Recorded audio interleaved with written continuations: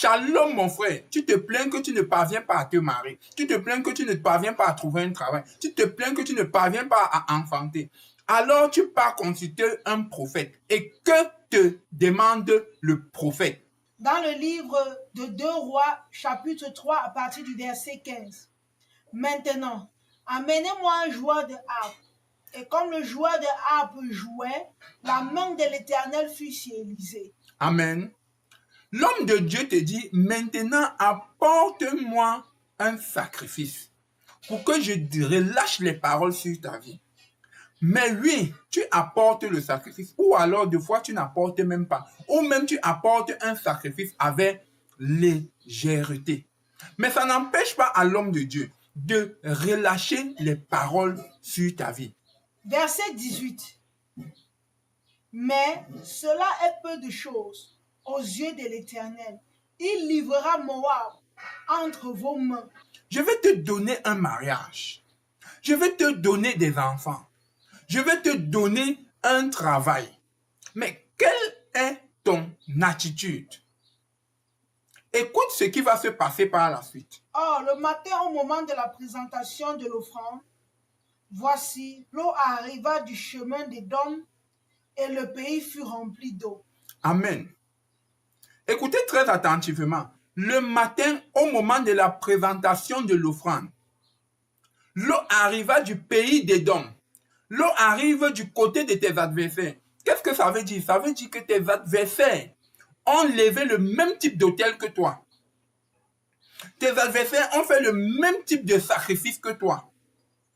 Et leur sacrifice a presque annulé ton sacrifice. Leur autel a presque équilibré ton autel. Sauf que vu que le sacrifice ou l'autel qu'ils ont levé n'était pas assez puissant face à ton autel, qu'est-ce qui va se passer par la suite? Dans le verset 26, le roi de Moab, voyant qu'il avait le dessus dans le combat, prit avec lui 700 hommes tirant l'épée pour se frayer un passage jusqu'au roi d'Édom. Mais ils ne purent pas. Il prit alors son fils premier-né, qui devait régner à sa place, et l'offrit en holocauste sur la muraille. Et une grande indignation s'empara d'Israël, qui s'éloigna du roi de Moab et retourna dans son pays. Amen. Et toi, tu t'es limité à la prophétie qu'on t'a donnée. Tu ne t'es pas posé la question, qu'est-ce que je dois faire pour que la prophétie ne soit pas renversée? Peut-être nos autels se valent. Peut-être mon sacrifice est inférieur au leur. Je ne connais pas ce qu'ils ont sacrifié. Mais moi, je vais sacrifier quelque chose qui me coûte cher.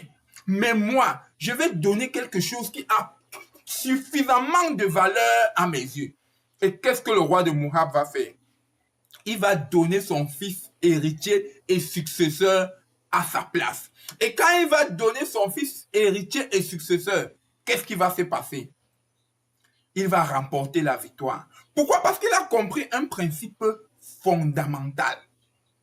Même pour que Dieu jure par lui-même sur Abraham, il a fallu que Dieu demande à Abraham de lui donner son fils Isaac. Il a déposé un sacrifice qui a plus de valeur que le tien. Et qu'est-ce qui s'est passé?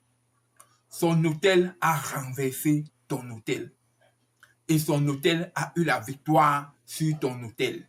Alors que tu étais parti pour être le gagnant de cette guerre. Pas n'importe quel fils Isaac, le fils que Abraham aimait tant, le fils unique d'Abraham. Quel est le sacrifice que tu as déposé devant l'autel qui va te permettre de posséder 2026? Tu veux posséder 2026, tu veux les bénédictions de 2026.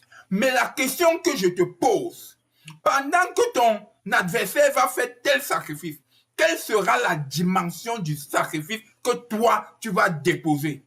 Mon frère, ma soeur, que cette parole renouvelle ta pensée, que cette parole renouvelle ta façon d'être, ta façon de faire, ta façon de te tenir devant l'Éternel des armées. Shalom, mon frère.